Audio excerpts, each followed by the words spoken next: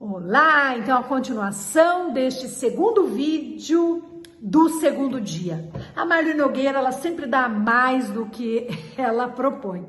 Então, aqui poderíamos ter separado em 2 dias, mas eu acho que a gente pode aproveitar, né, e avançar ainda mais nessas conquistas, ok? Então, eu vou explicar melhor para vocês aqui no outro vídeo, porque essa ferramenta ela é muito importante. Eu já falo, né, um pouco rápido, que eu gosto, né, eu tenho essa energia, essa força na voz, e aí se eu vejo que o vídeo tá ficando muito longo, eu vou falar muito rápido, de repente vocês podem perder coisas que é de fundamental importância. Então, essa é a estrutura do ego. Eu tenho o meu ego, que é o meu eu, e ele depende do equilíbrio dessas duas fontes, o meu id e o meu superego. O que é id? Id é satisfação do prazer imediato. O bebê nasce, gente, ele só tem o id.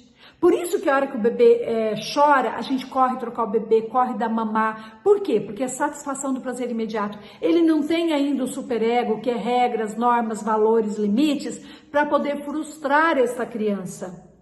E aí então, se eu frustrar a criança antes dela ter esse dom da frustração, ela vai ficar desestruturada, egoicamente falando. Por exemplo, eu também sou fisioterapeuta. Na fisioterapia, nós passamos pelas diferentes fases de desenvolvimento, de acordo com a faixa etária, a gente vai passando para o desenvolvimento musculoesquelético. Por exemplo, vocês já devem ter ouvido falar, né? Aqueles pais que colocam o bebê em pé antes de uma maturação musculoesquelética. O que vai acontecer? Vai ficar com aquelas perninhas abertas, porque ela não tinha ainda estrutura óssea muscular para suportar o próprio peso. É a mesma coisa aqui. Ele não tem uma estrutura ainda a nível de superego, uma estrutura egóica, para poder suportar essas frustrações. Então, eu vou lá e supra as necessidades básicas dele. Depois eu começo a frustrar, porque eu preciso dos dois para ter um ego equilibrado. Não é só dar o que ele quer, não. Porque esse período aqui é só por 3 a 4 meses. O que acontece com pessoas? É a vida inteira e não sabe se frustrar. Não, é só 3, 4 meses. Tem mãe que fala, eu não tô aguentando, porque, nossa, meu filho já tem 2 anos, até hoje ele acorda à noite. Por que acorda à noite? Porque a mãe nunca aprendeu essa potente ferramenta, que eu amo meu filho quando eu digo não para ele, quando eu faço ele crescer. Então, olha aqui, ó. 3, 4 meses, depois o bebê chorou de madrugada, você já começa, filho, ó, a mamãe já deu mamar, agora você vai dormir, tal hora eu te dou outro mamar. Começa a frustrar a criança um pouquinho. E aí é onde ela vai sabendo que também tem o amor, mas também tem um limite ali, ó. É isso que é importante na nossa vida, ok? A gente entender essas duas forças.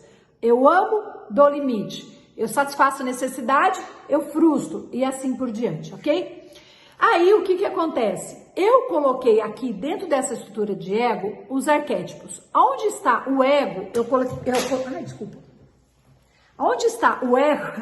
Marli Nogueira, é muita energia.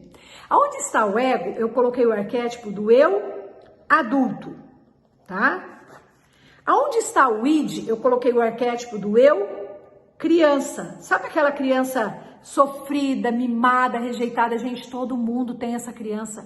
Todo mundo já foi rejeitado um dia, todo mundo, sabe, já sofreu o abandono. Então, todo mundo tem essa criança sofrida, maltratada, até mesmo mimada.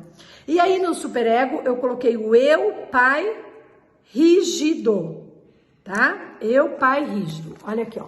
Eu, adulto, eu, criança mimada, sofrida, e o eu, pai, rígido. No que consiste essa ferramenta? Então, o que adianta? O que a Marli está passando esta ferramenta que até agora eu não entendi nada? Gente, esta é uma potente ferramenta que você vai levar para a sua vida. Só com isso aqui você não tem noção do quanto você vai melhorar. Então, o que você vai fazer? Você vai ficar o dia inteiro... Eu não falei do poder da autorresponsabilidade? Falar de autorresponsabilidade tem a ver com autoconsciência. E eu vou ficar o dia inteiro pensando nas minhas atuações. Quem que atuou neste momento? Por exemplo, o marido chega e não te dá um beijinho e você já fica toda nervosinha. Aí o marido vai conversar que você não me deu um beijo, você não sei o quê. Quem que fala assim, gente? Quem que atuou aí? A criancinha mimadinha. O eu adulto ia chegar toda fogosinha, toda carinhosinha. Ah, meu amor, eu tô aqui esperando o meu beijo. Aí ele ia dar um beijo, um abraço e ia ficar tudo certo.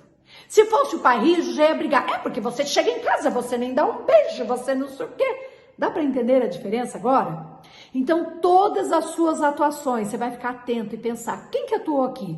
Foi o adulto? Parabéns para você. O adulto, gente, ele tem inteligência emocional, ele tem maturidade para dizer sim na hora que é para dizer sim, para dizer não na hora que é para dizer não. E em todas as situações ele mantém a sua verdadeira paz. A criança fica no mimimi. É, você não me telefonou, né? É, você não me ama. Como, por exemplo, uma cliente fez um treinamento nosso e a gente trabalha muito essas questões também nesse treinamento, despertar do seu potencial. E foi muito legal que depois ela me ligou compartilhando, ela falou, Márcia, não tem noção, o teu workshop parece que virou uma chave dentro de mim. E as coisas ficaram tão claras agora, das minhas atuações que acabavam me prejudicando.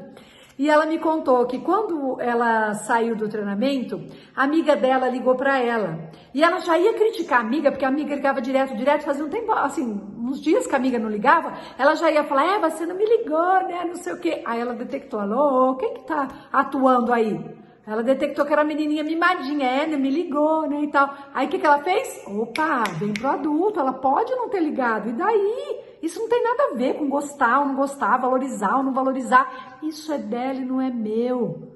Aí, oi amiga, tudo bem? Já estava com saudade. Ela falou, Marluí, que diferença.